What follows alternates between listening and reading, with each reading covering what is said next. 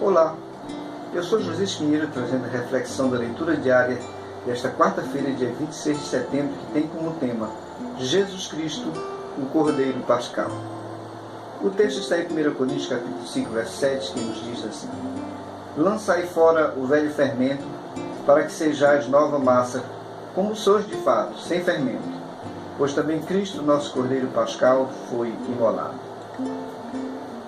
Apesar de o texto ou o tema ter Jesus como nosso Cordeiro Pascal, mas o texto, ele, dentro do seu contexto, ele dá mais ênfase ao fermento.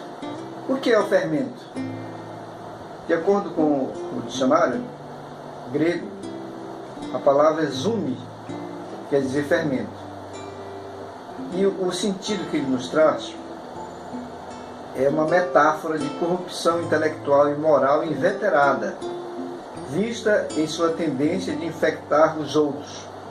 Fermento é aplicado àquilo que, mesmo em pequena quantidade, pela sua influência, impregna totalmente algo, seja num bom sentido, como na parábola de Mateus 3:33, que nos diz assim: Disse-lhes outra parábola: O reino dos céus é semelhante ao fermento que uma mulher tomou e escondeu em 3 medidas de farinha, até ficar tudo levedado.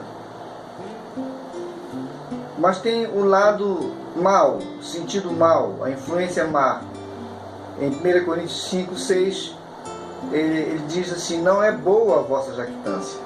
Não sabeis que um pouco de fermento leveda toda a massa? No capítulo 5 de 1 Coríntios.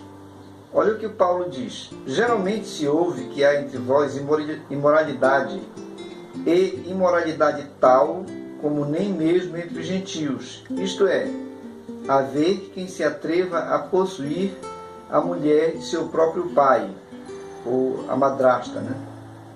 Então a situação que ocorreu, né, que Paulo foi informado que ocorreu em Coríntios, deixou ele indignado.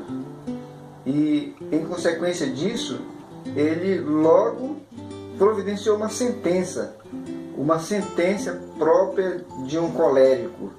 Veja o que ele diz em 1 Coríntios 5,3: Eu já sentenciei que o autor de tal infâmia seja entregue a Satanás para a destruição da carne, a fim de que o espírito seja salvo no dia do Senhor Jesus. Então Paulo, naquela indignação momentânea de um colérico, ele já determinou a sentença assim que soube desta informação. E dá, no contexto, uma advertência preventiva à igreja. No mesmo capítulo 5, verso 9, ele já diz assim: Já em carta vos escrevi que não vos associasseis com os impuros. O verso 11, ele continua dizendo: Mas agora eu vos escrevo que não vos associeis com alguém que, dizendo-se irmão, for impuro, ou avarento, ou idólatra, ou maldizente, ou beberrão, ou roubador. Com esse tal, nem ainda comais. O que Paulo está querendo dizer aqui? Que uma pessoa que se diz irmão, que tem uma capa de discípulo de Nosso Senhor Jesus Cristo, mas vive nessa cultura, nesse comportamento de impureza, de avareza, de idolatria, de maledicência, de bebedice, de fraude, roubo, ele diz que com esses tais, os crentes não deviam se associar, não deviam nem comer com eles, nem ir à casa deles comer ou participar de um banquete com eles. Por quê? Porque isso é um fermento que contamina, que leveda a massa. Se eles se associassem, eles corriam o risco de também passar a achar aquilo normal. Mas aqui também nós temos algumas coisas que são importantes. Como proceder com irmãos que estão nessa situação? O caso, a indignação de Paulo, a gente vê no texto, é que os crentes de Coríntio, mesmo com aquela ação tão desagradável, tão infame daquele homem, ninguém fez nada. Ninguém agiu. A coisa continuou como se tivesse tudo normal, né? Mas nós vemos que as Escrituras nos orientam como agir nessa situação. Gálatas 6,1 nos diz assim: irmãos, se alguém for surpreendido em alguma falta, vós que sois espirituais, corrigiu com espírito de brandura, e guarda-te para que não sejas também tentado. Querendo dizer, cuidado com esse fermento. Ele é muito perigoso, ele é contaminável. Então, mesmo Paulo, que no momento de indignação deu uma sentença pesada, aqui ele dá uma orientação mais branda, que a pessoa precisa ser visitada, precisa ser abordada e precisa ser orientada a se livrar, a se limpar do fermento, do velho fermento. Em 2 Coríntios 2,7 nós vemos uma referência àquele mesmo personagem que ele designou aquela sentença de entregar a Satanás para que a carne fosse destruída.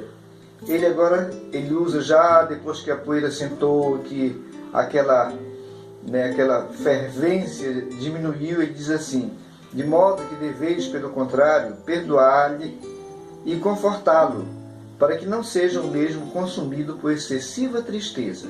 Então Paulo reviu a situação e dá um conselho para a igreja para consolá-lo, para perdoar o erro dele, né? Depois dessa abordagem, desse tratamento, desse cuidado, agora é hora de perdoar, consolar, para que ele não seja destruído mentalmente, emocionalmente.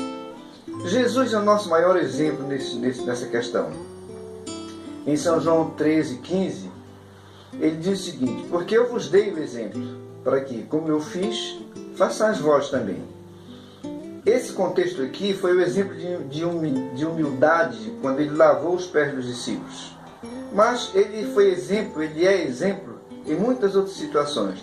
João 8,10, no caso da mulher acusada de adultério, depois que os acusadores se ausentaram, ele perguntou para a mulher: ninguém te condenou? Respondeu ela: ninguém, Senhor. Então disse Jesus: nem eu tampouco te condeno. Vai e não peques mais. Nós nos encontramos em situações muito parecidas com essas. Como é que nós estamos agindo? Só condenando? Ou nós estamos procurando ajudar a pessoa a ser limpa desse velho fermento? Pense nisso e tenha uma ótima quarta-feira na paz do Senhor.